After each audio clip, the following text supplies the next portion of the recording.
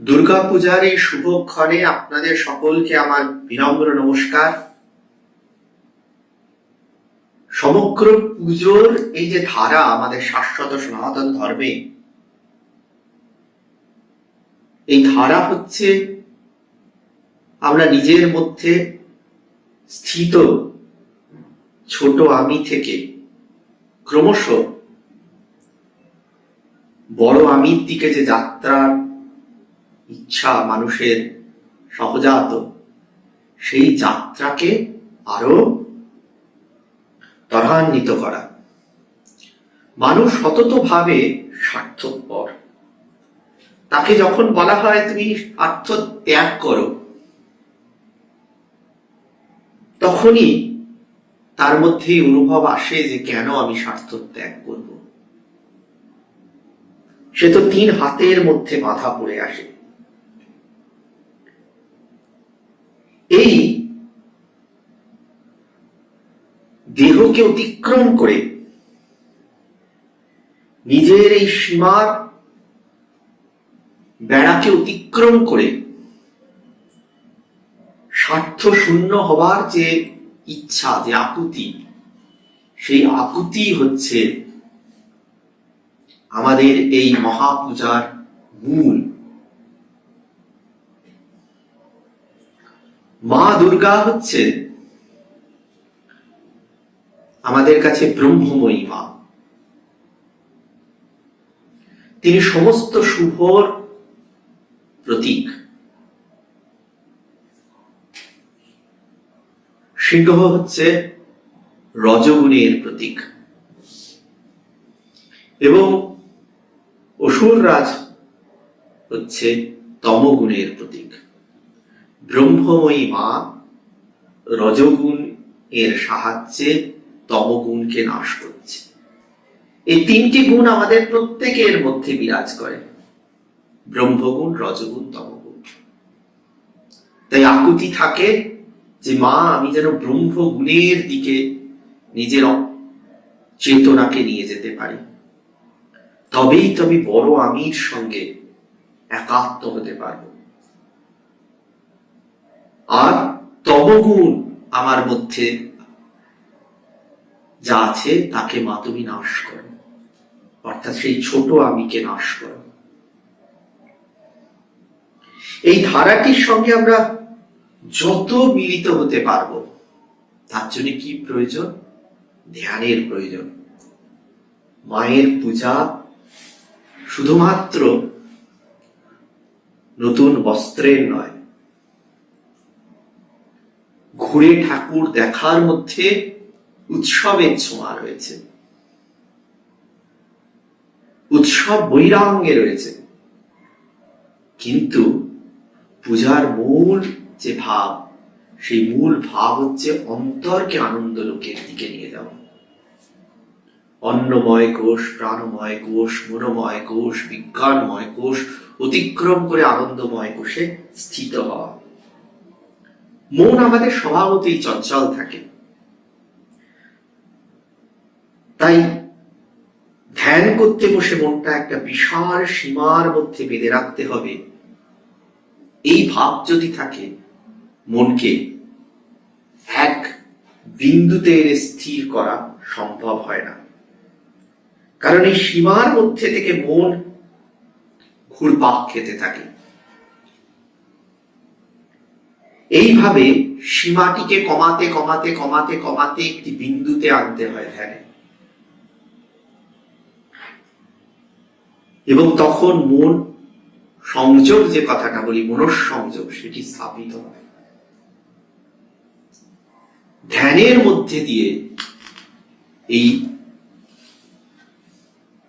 ব্রহ্মগুণ, রজগুণ, তমগুণ, এই 3 গুণের যে ভাব, তমগুণকে নাশ করে রজগুণের সাহায্যে ব্রহ্মগুণের দিকে ধাবিত হওয়া, সেই ভাব অনুভূত হয়। ধ্যানকে তখন একমুখী করতে হয়, ঈশ্বরমুখী করতে হয়। তিনি দশভুজা, কারণ 10 দিক। আমরা বলি 1 চন্দ্র, 2 পক্ষ, তিনে নৃত্য, চারে বেদ, পাঁচে পঞ্চবান, ছয় ঋতু, সাত সমুদ্র, অষ্টবসু নবগ্রহ, 10 দিক। 10 দিক থেকে প্রলোভন আসতে পারে। ধ্যানে বসলে 10 দিক থেকে মনঃসংযোগ ছুটে যাওয়ার উপক্রম হতে পারে। তাই মা 10 দিক রক্ষা করছেন, যাতে মন সংযোগ ধ্যানে আমি পরিণত হতে পারি, যাতে আমি এই ছোট আমি থেকে বেরিয়ে বড় আমিতে যেতে পারি, যেখানে আমি বুঝতে পারবো the universal oneness of this humanity irrespective of its innate diversity. Thus the entire process is to move away from the apparent self and move nearer to the real self. এইটা যতক্ষণ আমরা করতে না পারবো ততক্ষণ দুর্গা পূজা আসবে যাবে, কিন্তু মায়ের চিন্ময়ী যে রূপ, সেই রূপ দর্শন হবে না। এবং এইভাবে যেতে গেলে কি দরকার? পুজোর প্রারম্ভে কি হয়? যে কোনো পুজোর প্রারম্ভে কি হয়? গণেশ পুজো হয়। গণেশের গায়ের রং গোলাপি, পদ্মের রং। পদ্ম কোথায় থাকে? পাকে। কিন্তু সংসার রূপী, এই যে আমাদের জগৎ সংসার, ছোট আমিতে পরিপূর্ণ মানুষের ভর্তি হয়ে আছে। সেইখানে কিভাবে থাকতে হবে? পদ্মের মতো, অর্থাৎ পাক যাতে না লাগে, পাকাল মাছের মতো থাকতে। এই গণেশ পূজায় গণেশের গায়ের রং গোলাপি। যে সংসারে নিজের মধ্যে আধ্যাত্ম ভাব অনুভব করতে গেলে সংসার রূপী যে ছোট আমিতে পরিপূর্ণ মানুষ রয়েছেন, তাদের মধ্যে থেকেও নিজেকে স্থির রাখতে হবে। এবং গণেশের কান বড়, প্রচুর কথা কানে আসবে, কিন্তু মুখে একটি দাঁত অর্ধেক আর একটি দাঁত পরিপূর্ণ। যেটি সত্য সেটি বলুন, কাউকে আঘাত করে কিছু না বলা। তাই যেটি আঘাত পাবে সেটি একটু ইঙ্গিত দিয়েই থেমে যাওয়া।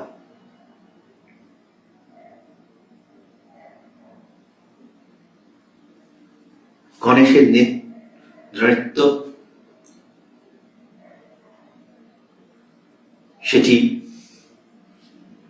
ঋষির মতো স্থির, শান্ত, স্নিগ্ধ।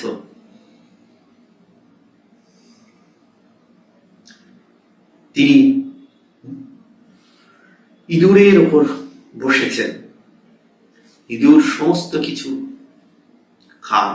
সংসারে জটিলা কুটিলা 2 রকম রূপই আছে। তাই সেই রূপ যে রয়েছে সে আপনাকে বিভ্রান্ত করার চেষ্টা করবে, কিন্তু আপনার মনের মধ্যে আধ্যাত্মবোধকে আপনি আহ্বান করলে তবেই আপনি সেই জটিলা কুটিলার উপর উপবেশন করতে পারবেন, সেটিকে বাহন করতে পারবেন, সেটিকে বহন করে নিয়ে আপনাকে চলতে হবে। মনের এই ভাব হলে পূজায় বসতে পারবেন। তখন মায়ের যে ভাবের বর্ণন করলাম সেই বর্ণনা আপনার অনেক কাছে চলে আসবে। 3 দেবীর পূজা হয় এই দুর্গা পূজায়। মায়ের সঙ্গে আরো 2 দেবীর পূজা হয়, লক্ষ্মী এবং সরস্বতী। বিনা পানির যে রূপ, সেই রূপ শ্বেত শুভ্রা। আপনি যে কোনো বিদ্যা গ্রহণ করতে যান, আপনাকে ভ্যালু ফ্রি হতে হবে। আপনি বায়াসড হলে সেটা সত্য বিদ্যা হবে না। তাই মায়ের গায়ের রং শ্বেত শুভ্রা। বিদ্যা গ্রহণ করতে হলে মনকে পরিষ্কার রাখতে হবে।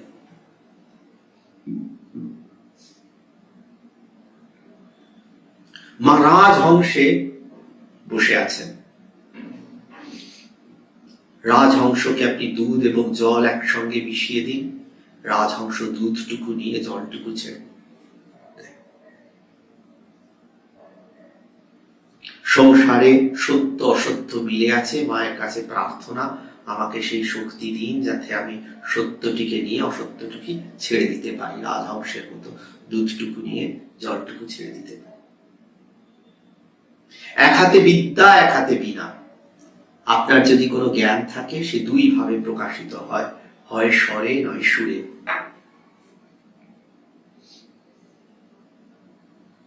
এবং মাতৃরূপেই তিনি সংস্থিতা, কারণ আমাদের প্রত্যেকের শিক্ষক মা। মা আমাদের মহাগুরু, মা আমাদের আদিগুরু। বাবা, মা, গুরু তিনজনে দাঁড়িয়ে আছেন। কাকে প্রথম প্রণাম করব? মাকে প্রথম প্রণাম করব। মাই সূচনা। ঠাকুর ঘরে একমাত্র প্রণাম করা যায় মাকে। আগের চেয়ে পিছে বালক যদি ডাকে মায়ে। আপনি সমস্ত ধর্মকর্ম করছেন কিন্তু মাকে মানেন না, সে ধর্মকর্ম করাও যা, না করাও তা। তাই জ্ঞানের আদি মূর্তি, প্রকৃত মূর্তি মাতৃস্বরূপ। তাই সরস্বতী মাতৃমূর্তি। এই বোধ থাকলে সেই মহাবোধ, যেটি ছোট আমি থেকে নির্গত হয়ে বড় আমির দিকে যাওয়া, সেটি সঙ্গে যুক্ত হওয়া যাবে। আর মায়ের আরেক দিকে রয়েছে শ্রী মহালক্ষ্মী। মায়ের গায়ের রং কাঁচা সোনার মতো, সমৃদ্ধির প্রতীক। তিনি প্যাঁচার উপর উপবেশন করেন, লক্ষ্মী প্যাঁচা। প্যাঁচা দিনের বেলা দেখে না, রাতের বেলা দেখে। সমৃদ্ধি এবং অর্থ অন্ধকারের দিকে নিয়ে যেতে পারে। প্রার্থনা কি? যে মা, তুমি অন্ধকারে আমি যাতে দিকভ্রষ্ট না হই, তুমি আমায় সৎ পথে রেখো। আমি যাতে অর্থের মধ্যে প্রবেশ করেও সত্যকে না ছাড়ি, অর্থ যাতে আমাকে গ্রাস করতে না পারে, আমি পরমার্থের পথেই থাকি। তাই প্যাঁচা দিনে দেখে না, রাতে দেখে। অন্ধকারের মধ্যেও তুমি আমায় দৃষ্টি দিও মা। আর এক হাতে স্ত্রী, সিঁদুর কৌটো, সংসারের প্রতীক। সংসারে এই রূপ থাকতে হবে। তার জন্য আমাদের বলে সংসার একটি আশ্রম,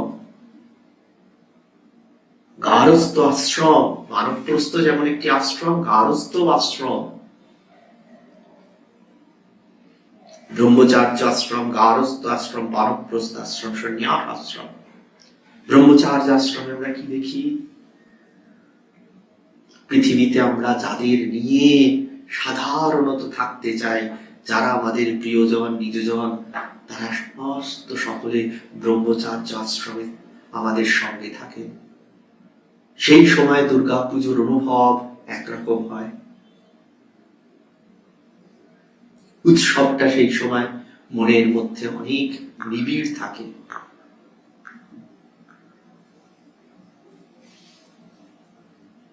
তারপরে যাদের সঙ্গে সারা জীবন কাটাবেন তারা সেই গারস্থ আশ্রমে। উৎসবটা সেই সময় অনেকটা দায়িত্বপূর্ণ হয়। আপনার আশ্রিত যারা, সঙ্গে যারা, তাদের আপনাকে দিতে হবে।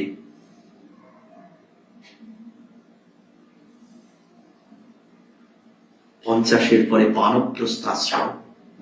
যারা পৃথিবীতে আপনাকে নিয়ে এসেছেন, যারা আপনার মাথার উপর ছাতা, 50 ঊর্ধ্বে আস্তে আস্তে তারা সরে যেতে থাকেন, চলে যেতে থাকেন। ইঙ্গিত থাকে আস্তে আস্তে মনটাকে জগৎ সংসারের এই ক্রিয়া থেকে ধীরে ধীরে নিজেকে সরিয়ে নিয়ে ঈশ্বরমুখী করার। বানপ্রস্থ আশ্রমে ট্রানজিশন পিরিয়ড, এবং নিজের বয়স যখন সন্ন্যাস আশ্রমে স্থিত হয় 75-এর পর, যারা সঙ্গে এসেছিলেন, যাদের হাত ধরে আপনি এসেছিলেন, আমরা এসেছিলাম, তারা আর কেউ থাকে না। তখন মনকে সম্পূর্ণভাবে ঈশ্বরমুখী করতে হয়। সংসারে আমাদের এই আশ্রম ভাব নিয়ে থাকলে সংসারটা সুন্দর হবে। তাই 3 দেবী মূর্তির পূজা হয়, একসাথে পূজা হয়। কার্তিক ময়ূরে উপবেশন করে। ময়ূর ছোটবেলায় খুব সুন্দর দেখতে থাকেন না, যত বয়স বাড়ে বেগম হলে ময়ূর দেখতে তত সুন্দর হয়। তাই সাধনায় নিজেকে ক্রমশ সমৃদ্ধ করতে গেলে সময় দিতে হবে। সেই বার্তা নিয়ে আসে, সময় দিতে হবে। সাধনায় সিদ্ধি লাভ করতে গেলে, নিজেকে যোগ্য করতে গেলে সময় দিতে হবে।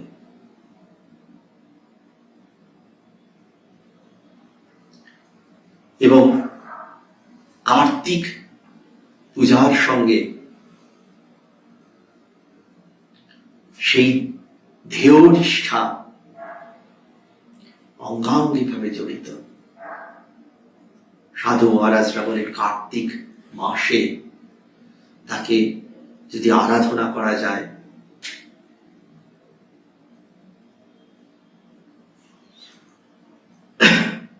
সে আরাধনা সত্য হয়।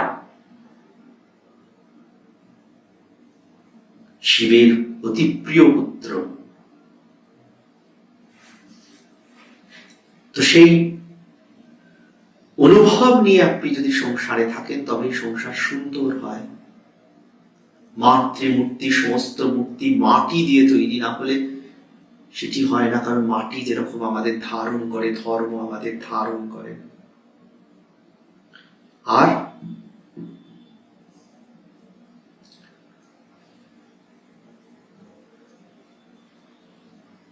গঙ্গায় মূর্তি বিসর্জিত হয়, কারণ আমাদের সমস্ত সাধনায় জলের এক বিরাট মাহাত্ম্য আছে। সে জীবনের প্রতীক।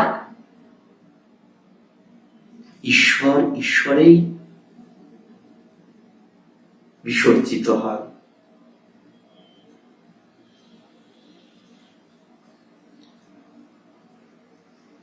তাই ধ্যান চেতনায় মন প্রবিষ্ট হলে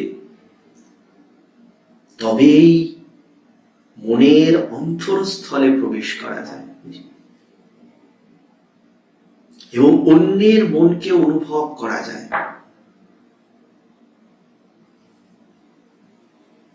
অন্যের মনকে অনুভব করতে পারলেই আপনি অন্যের দুঃখ অনুভব করতে পারবেন, তাকে আঘাত করতে পারবেন না বা আঘাত করবেন না। ভেদ দর্শন থাকবেন, অভেদ দর্শন জাগ্রত হবে। এই মহাপূজার এই ভাবই আমাদের সকলকে মাতৃপদ তলে এনে একত্রিত করে।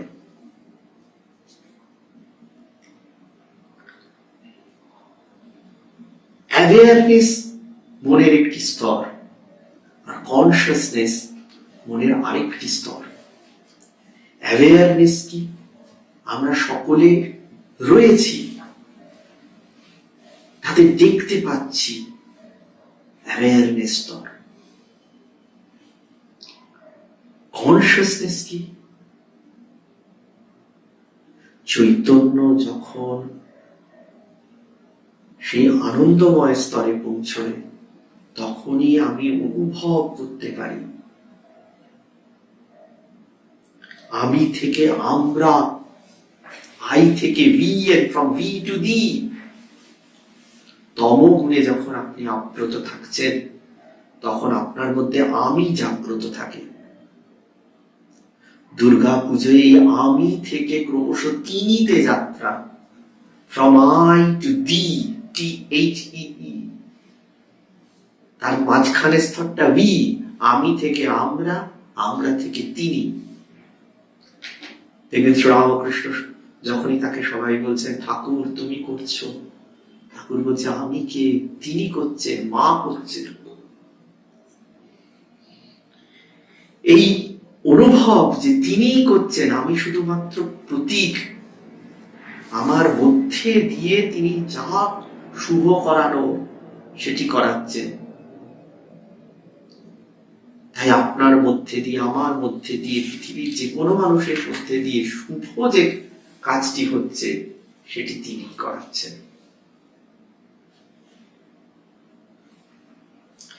বেশিরভাগ কাজ আমরা অনিচ্ছায় বা পরের ইচ্ছায় করি। গোটা পুজো হচ্ছে এই অনিচ্ছা এবং পরের ইচ্ছা থেকে বেরিয়ে স্বেচ্ছা কর্ম এবং স্বইচ্ছার দিকে আমি যাতে মনকে নিয়ে যেতে পারি। কে ধনী? আমাদের সাধারণ বিদ্যা বলে কি, যার কাছে অনেক অর্থ আছে সে ধনী। আধ্যাত্মিক স্তরে গেলে আমরা কি চিন্তা করি? যার সময়ের ওপর তার নিজের অধিকার আছে সে ধনী। সময়ের ওপর অন্যের অধিকার আছে সে বড় গরিব। তার যত লক্ষ টাকা ভাইলেই হোক সে বড় গরিব, কারণ তার চিন্তা করার কোনো স্বাধীনতা নেই। অন্য যেমন চিন্তা করতে বলবে তাকে সেই রকম চিন্তা করতে হবে, এবং সেই রকম চিন্তা করতে পারলেই সে তার কর্মটি রাখতে পারবে বা নিজের মাসের শেষের মাইনেটি রাখতে পারবে। নিজের মতো চিন্তা করতে গেলেই লেজ খসে যাবে। অর্থাৎ সময়ের উপর অধিকার পরের, জীবনের উপর অধিকার পরের, এই হচ্ছে ছোট আমির স্তর। অনিচ্ছায় হোক আপনি এই পরের ইচ্ছায় আত্মসমর্পণ করছেন, ছোট আমি স্তর। বড় আমি স্তর কি? আমি নিজের ইচ্ছাতেই নিজে চলছি, আমার ইচ্ছার উপরই আমার অধিকার রয়েছে, এবং সেই ইচ্ছা চেতনার দ্বারা আলোকিত রয়েছে, শুদ্ধ বুদ্ধির ওপর প্রতিষ্ঠিত রয়েছে। বুদ্ধি যদি শুদ্ধ বিচারের উপর প্রতিষ্ঠিত না থাকে তখন সেটা দুর্বুদ্ধি হয়, সুবুদ্ধি হয় না। এবং সুবুদ্ধি হতে গেলে চেতনার উপর কিভাবে প্রতিষ্ঠিত হতে হবে? বোধ এবং বিদ্যায় দুই দ্বারা প্রতিষ্ঠিত হতে হবে। এবং বোধ ও বিদ্যা কোনটি আগে কোনটি পরে? আগে বোধ তারপর বিদ্যা। কারণ মূল যদি বোধ না হয়, বিদ্যা প্রচুর থাকলেও সেটি স্বার্থ বিদ্যা হবে, অর্থবিদ্যা হবে, ব্রহ্মবিদ্যা হবে না। এই ব্রহ্মবিদ্যা বোধের ওপর প্রতিষ্ঠিত হতে হবে, তবেই মাতৃরূপী যে ব্রহ্মময়ী ব্রহ্মগুণের প্রকাশ তাকে অনুভব করা যাবে। আমরা কি বিশ্বাস করি রামচন্দ্র রাবণ নিধনের পূর্বে দুর্গা পুজো করেছিলেন? তিনি মাকে আহ্বান করেছিলেন, এবং সেই আহ্বানের মধ্যে কি মাকে তিনি নিজের এই যুদ্ধের, অর্থাৎ তিনি যখন অশুভের সঙ্গে যুদ্ধে যাচ্ছেন তখন মার কাছ থেকে শক্তি প্রার্থনা করছেন। তার প্রণাম মন্ত্রে তাই রামচন্দ্রের কি বলা হয়? যখন শ্রীরাম নাম সংকীর্তন হয় তখন আমরা কি বলি? জয় শুদ্ধ ব্রহ্মপরাধ পররাম কালার্থক পরমেশ্বর রাম শেষকল্প সুখ নিদ্রিত রাম ব্রহ্মাদ্র বর প্রার্থিত রাম চণ্ড কিরণ কুল মণ্ডলরাম শ্রীমদ দশরথ নন্দন রাম কৌশল্যা সুখবর্ধন রাম विश्वामित्र प्रियधन राम घोर ताटका घातक राम मारीचादिनी पातक राम कौशिक कर्मख संरक्षक राम श्रीमद हल्लादारक राम गौतम मुनि संग पूजित राम शुर मुनि बरगण संस्तुत राम नाविक धावित मृदुपद राम मिथिलापुर जन मोहक राम विदेह मानस रंजक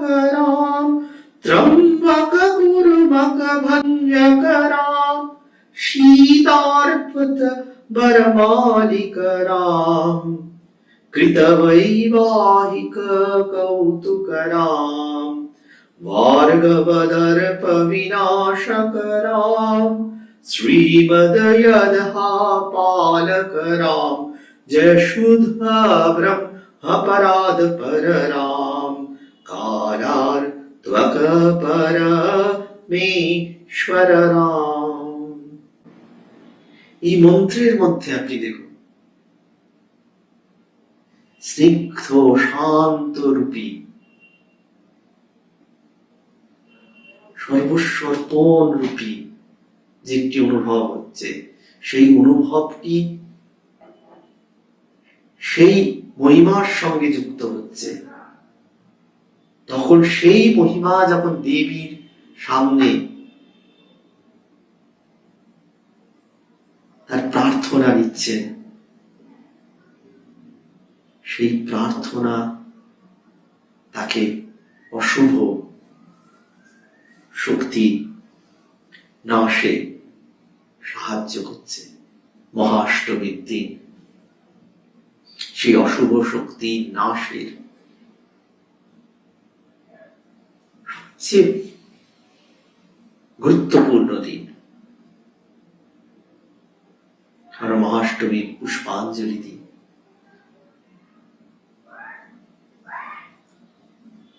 সেই পুষ্পাঞ্জলিতে সেই অর্পণই থাকে। आयुर्देहि यशो देहि भाग्यं भगवति देहिने पुत्रं देहि धनं देहि सर्वान् कामांश्च देहिने हरो पापो हरो क्लेशो हरो रोग हरिप्रिये भूषण्डे सुष्मिते नृत्तं सुष्मिते सुरनारिते जयध्वत करे देवी जयं देहि नमस्तुते।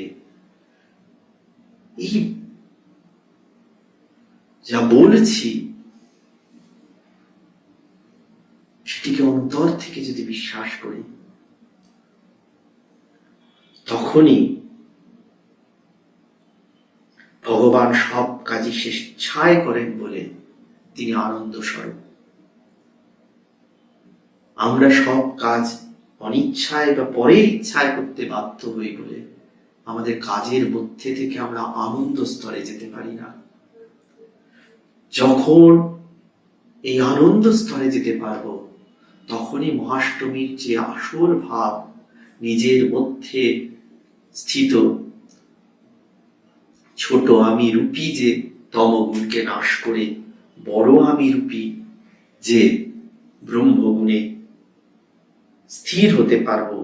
একমাত্র স্বেচ্ছায় যত কাজ করা যাবে ততই সৃষ্টির আনন্দ আমরা উপভোগ করতে পারব। দুর্গাষ্টমীতে সেটি হচ্ছে প্রার্থনা। আমরা আনন্দটি অন্যভাবে খুঁজি। প্রার্থনার মধ্যে দিয়ে আধ্যাত্মিক স্তরে আনন্দটিকে আমরা খুঁজি। পাই না বা পাওয়ার চেষ্টা করি না। আমরা আনন্দ বহিরাঙ্গে খুঁজি, নতুন জামার মধ্যে দিয়ে খুঁজি, অনেক ঘুরে বেড়ানোর মধ্যে দিয়ে খুঁজি, অনেক ভালো ভালো ভোজনের মধ্যে দিয়ে খুঁজি, যাদের পছন্দ করি তাদের সঙ্গ সুখের মধ্যে দিয়ে খুঁজি। কিন্তু সেই আনন্দ যে রূপগুলো আমরা খুঁজি প্রত্যেকটি ক্ষণস্থায়ী। আনন্দ স্তরেই যদি বিরাজ করতে হয়, আনন্দ লোকেই যদি বিরাজ করতে হয়, তখন কিন্তু ঈশ্বর চেতনা থেকেই সেটি সম্ভব। বুদ্ধি দিয়ে ভগবানের ব্যাখ্যা করা যায়, কিন্তু ভক্তি দিয়ে ভগবানকে দর্শন করা যায়।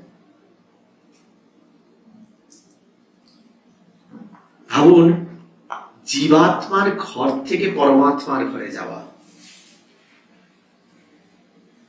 আপনি তর্ক করে নিজে ঠিক অন্য ভুল প্রমাণ করে, ভাবুন এই যে তর্ক হয় ধর্মকে কেন্দ্র করে, সেগুলো সবসময় একটা ইচ্ছে থাকে কি আমি ঠিক আর অন্য ভুল এটি প্রমাণ করা। এই ইচ্ছাটির মধ্যেই ছোট আমি আছে, কিছুই কারোর কাছে প্রমাণ করার নেই, আমার তো নিজের কাছে নিজেকে প্রমাণ করার আছে। অর্থাৎ আমি নিজে সেই বড় আমি পর্যন্ত যেতে পারলাম কিনা, আমার মধ্যে লোভ চলে গেল কিনা, কাম চলে গেল কিনা, অর্থ চিন্তা চলে গেল কিনা, দেহ বুদ্ধি চলে গেল কিনা, অর্থ বুদ্ধি দেহ বুদ্ধি থেকে নির্গত হয়ে আমি ব্রহ্ম বুদ্ধির দিকে যেতে পারলাম কিনা। এই প্রশ্নগুলো সব নিজের দিকে করার আছে। তর্ক করে এগুলো কোনোটাই প্রমাণ হবে না, এবং তর্ক করে এই জেতার আকাঙ্ক্ষাটার মধ্যেও এক ছোট আমি বাস করে।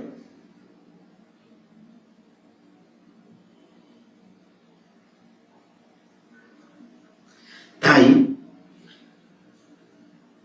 জীবাত্মা থেকে যখন পরমাত্মার দিকে যাচ্ছেন, তখন এই তর্ক করা, শুদ্ধ বুদ্ধি নিয়ে তর্ক করা, তখন সেটি জ্ঞান যোগ।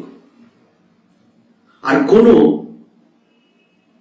ক্ষুদ্র বুদ্ধি নিয়ে সেই তর্ক করা আপনাকে ছোট আমের দিকে নিয়ে যাবে। একটি তর্ক আরেকটি তর্কের দিকে নিয়ে যাবে, আরেকটি তর্ক আরেকটি তর্কের দিকে নিয়ে যাবে, তর্কের মধ্যেই সেটি অশেষ হয়ে যাবে। শুদ্ধ বুদ্ধি দিয়ে আপনি যখন চেষ্টা করছেন, সেটি জ্ঞান যোগ। আর বৃষ্টি পড়লো, গ্রামের রাস্তায় দেখবেন আল থাকে, ওই আল দিয়ে হাঁটতে গেলে অনেক কশাসলি হাঁটতে হয়, নাহলে পড়ে যাবেন। সেরকম তর্ক বিতর্ক করে জীবাত্মা থেকে পরমাত্মার দিকে যেতে গেলে অনেক সতর্ক হতে হয়, নাহলেই পড়ে যাবেন। আর বৃষ্টি পড়লো, আল ডুবে গেল, আপনি জীবাত্মার ঘর থেকে একটি নৌকা নিলেন আর সোজা পরমাত্মার ঘরে পৌঁছে গেলেন। তর্ক বিতর্ক সব তলায় পড়ে রইল। ভক্তি,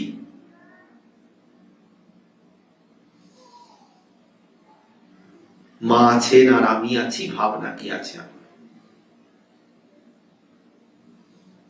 সেই মথুর বাবু পুজোর পর বলছেন, মায়ের মূর্তি আমি বিসর্জন দিতে পারবো না, মাকে ছেড়ে আমি থাকতে পারবো না। শ্রী শ্রী ঠাকুর বলছেন, মা একদিন দালান কোঠায় বসে বাবা তোমার পুজো নিচ্ছিল, এবার মার বৃদ্ধ মন্দিরে তাকে স্থাপন করো, সারা বছর তিনি সেখানে বসেই পুজো নেবেন। তাই মায়ের কোনো বিসর্জন হয় না, মায়ের কোনো শেষও নেই, মা অশেষ। মা দেহ ছেড়ে চলে গেলেও মা থেকে যান। স্থূল দেহটা চলে যায়, সূক্ষ্ম দেহে তিনি কখনো যেতে পারেন না। তার সন্তান যতদিন পৃথিবীতে আছে, মা কখনো ছেড়ে যেতে পারেন না।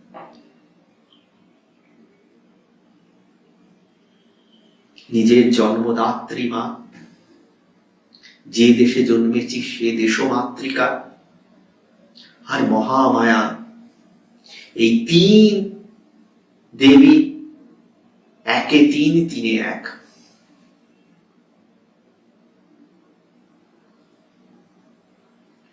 তাই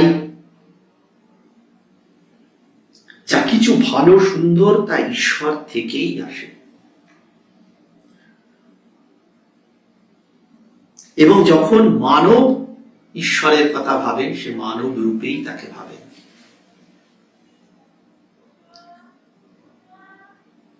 সাকার ব্রহ্মেই তার শেষ নয়, নিরাকার ব্রহ্মের দিকেই তার যাত্রা। এই যে ভাবগুলি বললাম, এই ভাবগুলি সাকার স্তরে মনকে সংযত করতে সাহায্য করে। যাত্রা তো নিরাকারে।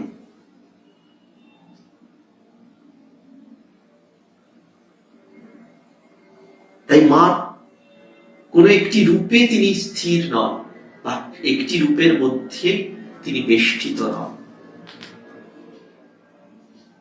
দুর্গা পূজাকে আমরা মহাপূজা বলি কেন? এই সমস্ত ভাব তার মধ্যে নিহিত আছে। তার পূজার বরণ ডালায় সমাজের সমস্ত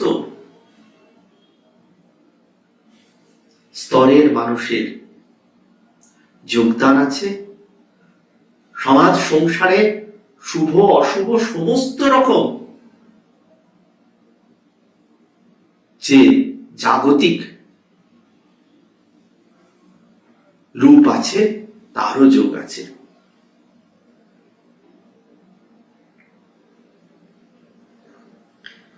তাই দুর্গা পূজাকে আমরা অন্তরে যদি স্থাপন করতে পারি, তবেই আমরা এই মহাষ্টমীর যে ভাব, সেই ভাবটিকে বুঝতে পারব। আমি একটি গান দিয়ে আজকের এই আলোচনা এখানেই সমাপ্তি করব। বাণীকে বিশ্রাম দেওয়ার পূর্বে প্রভু আমার প্রিয়, আমার পরম ধন হে, চিরপথের সঙ্গী আমার, চিরজীবন হে। প্রভু আমার প্রিয়, আমার পরম ধন হে, চিরপথের সঙ্গী আমার, চিরজীবন হে। তৃপ্তি আমার অতৃপ্তি মোর, মুক্তি আমার বন্ধন ডোর। তৃপ্তি আমার অতৃপ্তি মোর, মুক্তি আমার বন্ধন ডোর। দুঃখ সুখের চরম আমার, জীবন মরণ হে। প্রভু আমার প্রিয়, আমার পরম ধন হে। আমার সকল গতির মাঝে পরম গতি হে, নিত্য প্রেমের ধামে আমার পরম পতি হে। ও সবার, ও আমার, বিশ্ব হতে চিত্তে বিহার। ও সবার, ও আমার, বিশ্ব হতে চিত্তে বিহার। অন্তবিহীন লীলা তোমার, নূতন নূতন হে। প্রভু আমার প্রিয়, আমার পরম ধন